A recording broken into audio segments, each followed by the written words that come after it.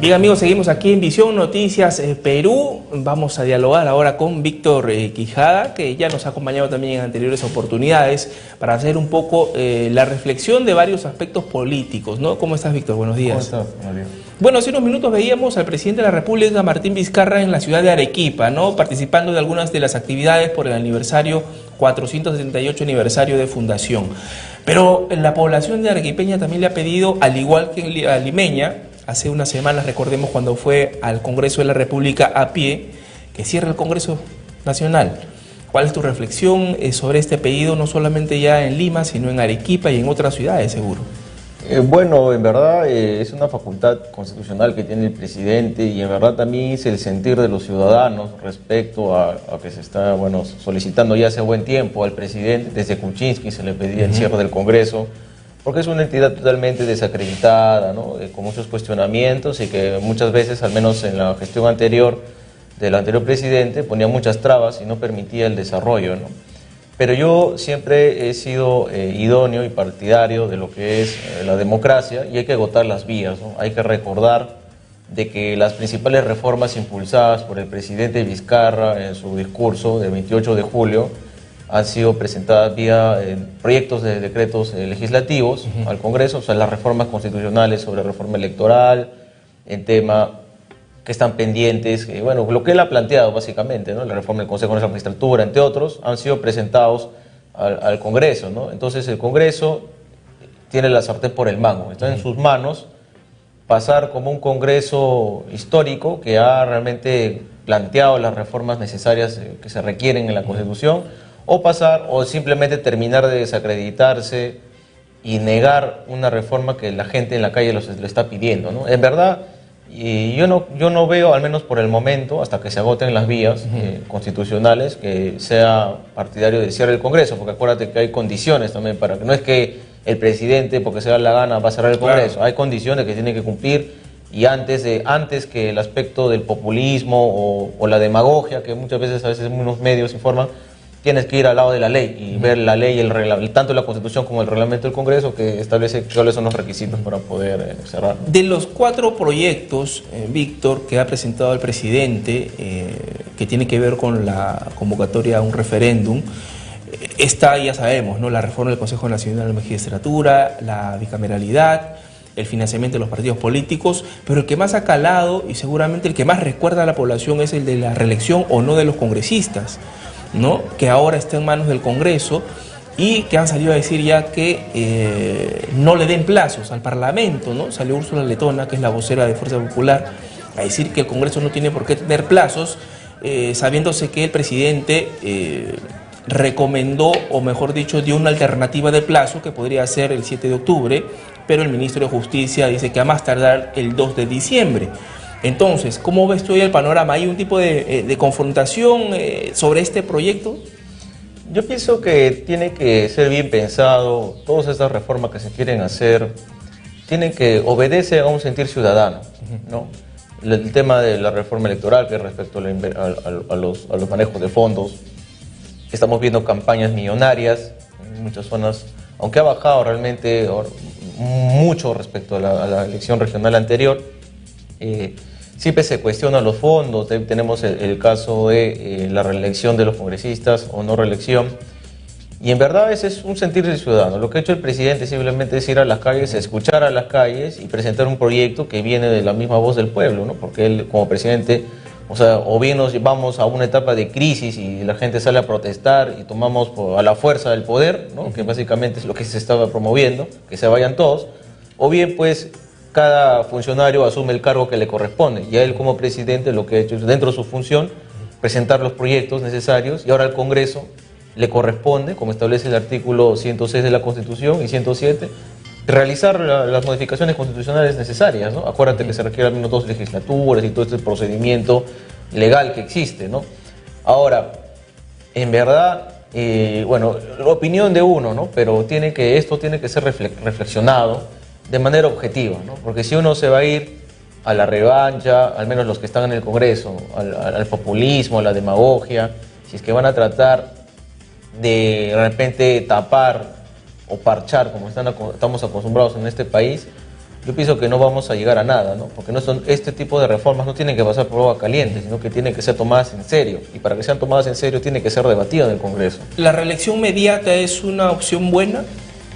Al menos hasta un periodo más debe ser, ¿no? Porque hace un momento yo, por ejemplo, escuchaba a otros constitucionalistas que decían la reelección inmediata, o sea, por un periodo consecutivo adicional, es un premio que le da el votante a su representante, sea congresista, alcalde o consejero o gobernador, ¿no? O regidor, bueno, si en caso fuera el caso, ¿no? Y el no voto simplemente es porque no cumpliste con tu función, ¿no? Acuérdate que de acuerdo a la estructura del Estado que tenemos, la representación directa, quien la ejerce, generalmente son los que ejercen la función fiscalizadora y normativa, que son los congresistas o los consejeros regionales o los regidores, ¿no? Que digamos son los que llevan siempre la voz o la queja del pueblo. Entonces, y mientras que el alcalde, el gobernador y el presidente y sus ministros cumplen función ejecutiva, ¿no? Ellos están al día a día, pero quienes recogen muchas veces el tema de fiscalización son estos personajes que te he mencionado, estos funcionarios, ¿no? Que tienen cargo político. Entonces, yo pienso de que al menos una reelección inmediata debe permitirse, sobre todo por la estructura del Estado que tenemos, ¿no? Ahora, respecto a de las dos cámaras que se están planteando en el Congreso, no se sabe si partirlo o aumentar a más representantes. La propuesta del presidente es que se mantenga a los 130 congresistas, lo cual ya muchos entendidos han dicho que es imposible, ¿no? Porque hay una representatividad del Congreso que no va a llegar a toda la población, así que tendría, en el caso de llegar a las dos cámaras, incrementarse el número.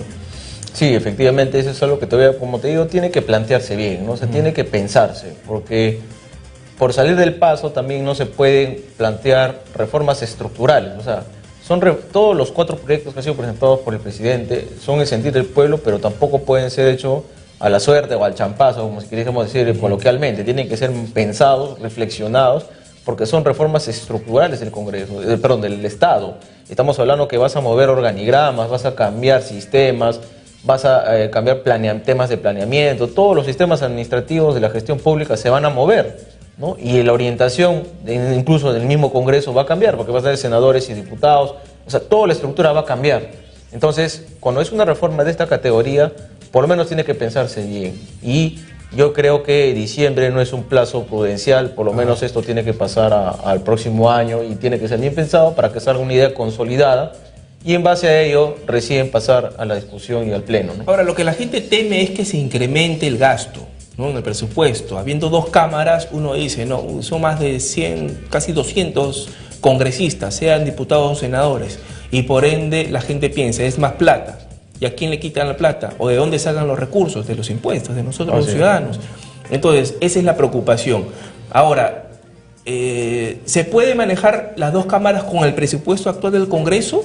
No, eso es imposible, ¿verdad? Ahí necesariamente, así se parta el Congreso actual en dos cámaras, de todas maneras va a haber incremento, porque estamos hablando de 2 sedes, es decir, distintos tipos de gastos operativos, gasto corriente, ¿no? Porque el Congreso no tiene gasto de inversión, ¿no? El gasto de inversión es que generalmente lo tiene el Ejecutivo, que es cuando uno construye un colegio, un hospital. Básicamente lo que tienen instituciones con el poder legislativo y judicial es gasto corriente, es decir, gasto de mantenimiento para, no sé, para comprar implementos, escritorios, pagar personal.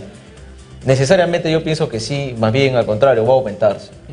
Siempre es así. Es más, cada año, si uno revisa la ley de presupuesto, de todas las instituciones aumenta el presupuesto, aumenta las necesidades, aumenta el personal.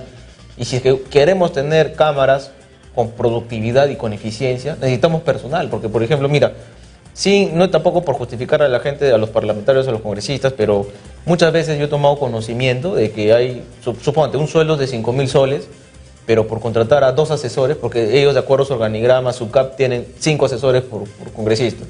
Pero ellos con 5 es imposible producir leyes de manera eficiente y de calidad. Por lo menos requieres 10 a 15. Entonces, muchas veces se escucha esto de partir el suelo, ¿no? Que a veces lo tratan de hacer pasar en la prensa como si estuviera cobrándoles, ¿no? Entonces, en verdad se requiere, el Estado en general requiere mucho presupuesto, no solamente legislativo, sino en todas las áreas. Pero ahora, el tema es qué tipo de gasto se va a aumentar, ¿no? Si es para contratar personal, pero que de repente haya meritocracia de personas, abogados, técnicos legales que sepan la producción de la ley, y si es que se va a incorporar dinero para hacer la fiscalización real, que es una función que en verdad se debe hace mucho tiempo, porque hasta ahora no se escucha ninguna denuncia constitucional que haya surtido o que haya metido a la cárcel a alguien, ¿no?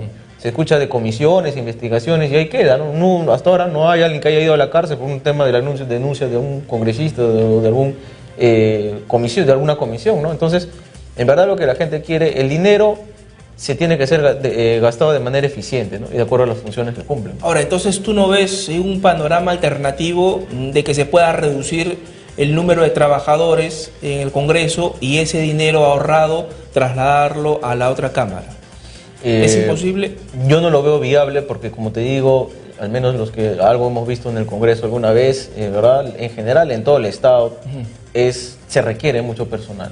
El problema viene en qué clase de personal entra, pues, porque puede ser que tú tengas 3 superasesores que te hacen el trabajo de 10, como puedes tener a 3 amigos que a la justa tienen bachiller y no saben hacer nada y que tienen que estar tercerizando, o ahí vienen los malos manejos, ¿no? Claro. Y lamentablemente muchos de estos cargos son políticos y son cargos de confianza. Entonces ahí, por ejemplo, tendría que entrar o mejorarse quien es el gerente de administración, ve el tema del oficial mayor en el Congreso, de ver qué clase de personal va a entrar a trabajar, ¿no? Porque si bien es cierto, se puede aumentar el presupuesto o se puede mantener el presupuesto, lo que se requiere es personas, abogados que tengan la capacidad legal, técnica, para poder asesorar. Y no puede llevar a los amigos de los amigos o al que te apoyó en la campaña, porque a la hora de la hora lo que tenemos es esto, pues este es el reflejo, la poca productividad, la falta de ética, los problemas inmiscuidos en temas de corrupción y escándalos mediáticos que hemos visto es consecuencia de esto, pues de un parlamento improvisado que simplemente lo único que hace es satisfacer sus intereses y lo ven esto como un juego de ajedrez y ellos solamente lo que hacen es armar grupos para beneficiar a sus líderes, o bien Keiko, o bien el APRA aliado con Keiko, o bien los del partido de turno que puede ser PPK o Martín Vizcarra en este caso ahora, ¿no? Entonces, o Acuña, ¿no? Que también tiene otro movimiento fuerte y entonces no se trata de satisfacer los intereses personales, sino ellos representan al pueblo. La representación que ellos ejercen es directa, mucho más directa que la que ejerce el mismo presidente o el gobernador o un alcalde, ¿no? Porque como te digo, ellos son quienes atienden directamente a los pobladores porque sí está permitido, ¿no? Porque ellos tienen horarios de atención y las propuestas que hacen de proyectos de ley es por el sentir ciudadano y por las necesidades que existen. Pero un trabajo que no ha satisfecho las necesidades de la población, ¿no? Porque eso se ve reflejado en varias encuestas que se han dado hace poco, en donde la gente pues le da una aprobación, tú recordás, de 6%, le dio a Luis Galarreta, ¿no? Una aprobación, y del Congreso pues ni qué decir. Pero en la última encuesta de Datum, esto quería compartirlo contigo, donde se pregunta, ¿no? La institución con más poder, el Congreso de la República, 48%, los empresarios 9%, el gobierno, es decir, el Poder Ejecutivo tiene el 9%. ¿Qué está reflejando aquí? La población me parece que está tomando o está confundiendo un poco el poder con los gastos o el dinero que maneja el Congreso de la República, ¿no? ¿Cuál es su parecer? Sí, bueno, lo que pasa es que siempre la población, lo que pasa es que los ciudadanos comunes de a pie no diferencian en general, como lo que tú bien mencionas, el gasto o el poder político o el poder mediático, porque tú puedes diferenciar distintos tipos de poder, distintos campos, ¿no? Lo que ve es que quien tiene más gasto, lo que ve quien tiene más cámaras y más pantallas en los medios es el Congreso, incluso más que el mismo presidente. Más recursos, más presupuesto. Más todo, más privilegios, ¿no? Entonces, si es que sale un tema como la ley Mulder, le dan más cabida y más importancia a ello que lo que al mismo presidente que recorre todas las provincias, no les dan tanta cobertura, pero si sin embargo sale Galarreta o sale el actual presidente Salaverry, simplemente hasta lo que no fue a recibirlo al presidente va a salir en todos los canales, ¿no? Entonces, lo que la gente percibe es también parte de lo que tanto se gasta, lo que sale en prensa, y en verdad también es por las objeciones y roces que siempre ha tenido, al menos en estos últimos años, el Poder Legislativo con el Poder Ejecutivo, ¿no? Entonces, y también a la vez se desacreditan ellos mismos, pues porque a veces este tipo de enfrentamientos o este tipo de apariciones en cámaras los hacen ver como si fueran confrontacionales, ¿no? O sea, en verdad no es algo que aporte algo positivo a ellos, porque no salen por algo bueno, sino salen por algo malo, ¿no? Ahora, otra encuesta en la que se pregunta quién es la persona de más poder en el Perú. Aquí vemos a Keiko Fujimori, que tiene el 36%, Martín Vizcarra, que es el presidente, 23%, y Alan García, que tiene el 14%, ¿no? Siempre figura Alan García entre los más poderosos del Perú, ¿no? Esas son las 3 personas que tienen más poder. es un poco contradictorio, ¿no? Porque Keiko Fujimori, recordemos, ha bajado a 81% de desaprobación hace poco, ¿no? Y ahora tiene 36% según la percepción de la gente, ¿no? Evidentemente es así porque sabemos que ella es la que maneja el Congreso, ¿no? Ella se reúne con sus congresistas y, bueno, plantean las estrategias a seguir. Acuérdate que lo vacaron a un presidente, ¿no? Cosa que no ocurría prácticamente desde los tiempos de Leguía, ¿no? No ocurría esto de la vacancia o de la destitución de un presidente, ¿no? O bueno, si que hablamos de renuncia o destitución por incapacidad moral desde el mismo Alberto Fujimori, ¿no? Entonces, en verdad es el presión de la gente porque eso es lo que ve, lo que siente es de que hay una persona que tiene total impunidad, porque yo diría que el primero y tercero en el ranking son, la gente equipara, ¿no? El que tiene más impunidad a pesar de los escándalos que deberían estar en la cárcel, porque acuérdate que ella le está cuestionando por lavado de activos, por el tema de los fondos, es cuestionada por lo de su padre, etcétera. Y Alan García, con más razón, por Odebrecht y muchas cosas más, pero sin embargo, ante tanta impunidad, como nadie lo quiere tocar. ¿Qué significa esto que nadie lo quiere tocar? Porque tienen poder, porque manejan el poder judicial, porque están inmiscuidos en el poder legislativo, tienen apristas y fujimoristas en todas las entidades del Estado. Entonces, prácticamente eso es lo que siente la gente. Más impunidad, mayor poder, ¿no? Eso es lo que se puede observar, ¿no? Ahora, yo recuerdo en anteriores oportunidades cuando era Ollanta presidente, siempre figuraba el de más poder del presidente Ollanta Humala. Cuando el señor Alan García también era presidente, siempre figuraba el señor Alan García como el que tenía más poder en Perú, ¿no? Pero ahora aparece Keiko Fujimori, ¿no? Que no es presidenta, sino que ha sido candidata muchas veces y que tiene el 36%, ¿no? Una rara percepción, ¿no? Sí, bueno, como volvemos a reiterar, en verdad esto es el sentir ciudadano, pero confunde, o sea, el poder lo estamos viendo acá en la actualidad al menos, porque antes era quien ejercía, digamos, el presidente es el que tiene el poder, ¿no? Porque siempre es el que personifica a la nación y bueno. Pero acá lo que estamos viendo es que quienes tienen mayor impunidad, ¿no? Porque acuérdate que en los sabios se mencionan a Fujimori, en general el apellido, estamos hablando de casos de corrupción grandes, de temas de manejos de dinero, acuérdate que fue intervenido hace un tiempo el local de Fuerza Popular, el tema de la investigación de Joaquín Ramírez, claro. El tema de este congresista que fue suspendido, bueno, que lo apartaron, que tenía vínculos con temas de narcotráfico colombiano. El tema de Alan García, bueno, de él básicamente, porque hablar de él es manchar un partido necesariamente, ¿no? Pero de él que tiene aún muchas cosas pendientes respecto al sector alanista, ¿verdad? ¿No? Del sector que, bueno, que le abrieron investigación el fiscal por tema del lavado de activos y que nadie dice nada. Entonces, como no lo quieren tocar es porque tienen poder, ¿no? Entonces, lo que la gente percibe es eso, mayor impunidad. El que tiene mayor impunidad es porque tiene más poder, bueno. Y el que no tiene poder simplemente irá a la cárcel, como le pasó a Humala, que lo tuvieron casi 9, 10 meses detenido, hasta que le salió el habeas corpus, ¿no? ¿Tú ves impunidad también en los candidatos actuales? Ayer firmaron un pacto ético, no todos, algunos estaban en contra de sus contrincantes también, de sus oponentes, por ejemplo Renzo Reyardo, a quien se le ha conocido una empresa offshore, ¿no? En Panamá, y señor Daniel Urresti, que también está siendo procesado, investigado todavía, ¿no? Entonces, como que algunos han decidido no firmar el pacto ético porque no es ético que ellos estén en estos problemas, ¿no? En verdad, los instrumentos de gestión en el Estado siempre van a existir y es importante que este tipo de instrumentos, siempre y cuando no fuera letra muerta, porque hay que hablar las cosas como son y en verdad, más allá del gesto político y de la importancia que debe tener ese documento, lamentablemente pues tenemos a muchos delincuentes que son candidatos, ¿no?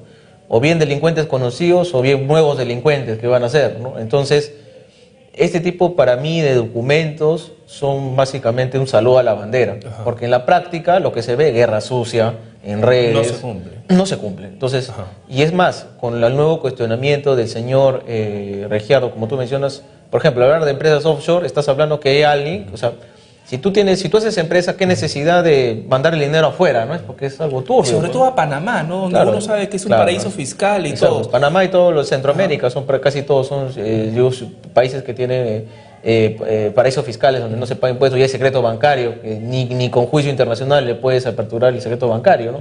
Entonces, ahora, digamos, no es una empresa constituida en Sudamérica, en Colombia o en Brasil, o en México, sino en Panamá. O sea, en Panamá tampoco, digamos, es el paraíso fiscal para muchas personas, para ¿no? todos que trabajan de alguna manera, o por lo menos sospechosa, ¿no?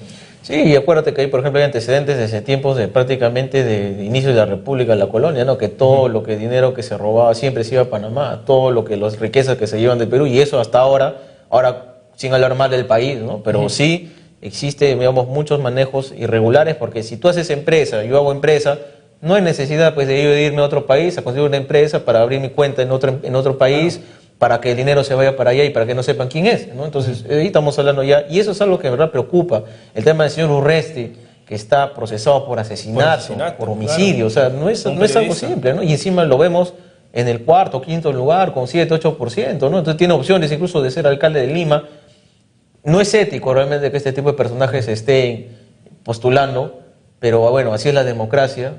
En verdad, ahí es importante, por ejemplo, tocar los temas de reforma electoral, de qué clase de personas deben ir, al menos los que tienen denuncia o procesos abiertos o cuestionamientos, deberían primero aclarar su situación, ¿no? Para poder, de alguna manera, deslindar su responsabilidad, pero también acuérdate que dentro de esto de la guerra sucia, también hay muchos inventos, ¿no? A veces también en los sectores que manejan el poder en provincia, en regiones, en el país, a veces inventan con tal de desprestigiar, manchar honras, ¿no? Y eso se ve también a cada rato, tanto lo real como invento, ¿no? Entonces hay que tener cuidado, pero eso también es por culpa también de que a veces el jurado no son elecciones, no tiene mano dura, porque acuérdate que hay un reglamento de infracciones.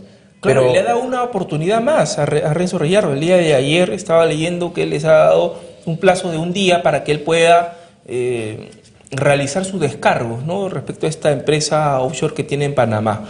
Así que las leyes como que tampoco están siendo cumplidas, ¿no? Sí, efectivamente, sí, porque tenemos reglamentos de funciones y que, por ejemplo, lo que establece el reglamento es que le he informado, si no lo he informado, no lo informó. Simplemente lo que tiene que haber procedido el jurado es declarar improcedente la candidatura, pero esto de dar plazos, que ni siquiera en los reglamentos a veces están, y no es un caso de ahora, que se ve en todo el país, ¿no?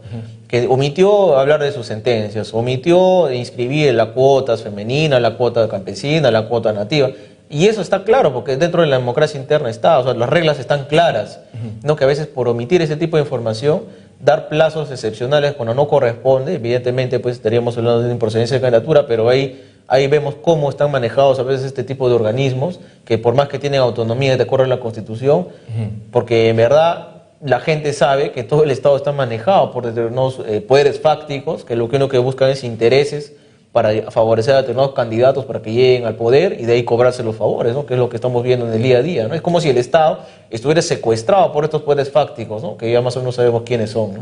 Listo, bien, Víctor, muchas gracias por acompañarnos, entonces, por hablar de estos temas que le interesa a la gente, sobre todo esto último, que tiene que usted como ciudadano, como votante, el 7 de octubre, antes del 7 de octubre, usted tiene que estar informado. Hay muchos mecanismos para estar informado. Están las redes sociales, información que usted mismo puede pedir al Jurado Nacional de su candidato, la televisión. Bueno, hay muchas líneas de canalización de información, las cuales usted debe estar informado antes del 7 de octubre, ¿no? Para saber quién es el candidato, el mejor candidato que usted puede escoger, no es el mejor amigo, ¿no? No, efectivamente es alguien que sepa sobre todo gestión pública, porque se requiere son gestores, no amigos ni personas que tengan el mayor carisma, sino personas que sepan sobre el manejo del Estado, ¿no? Que es lo más importante. Listo, muchas gracias, Víctor. Bueno, acompáñanos para ver las imágenes del presidente de la República que se encuentra en la ciudad de Arequipa.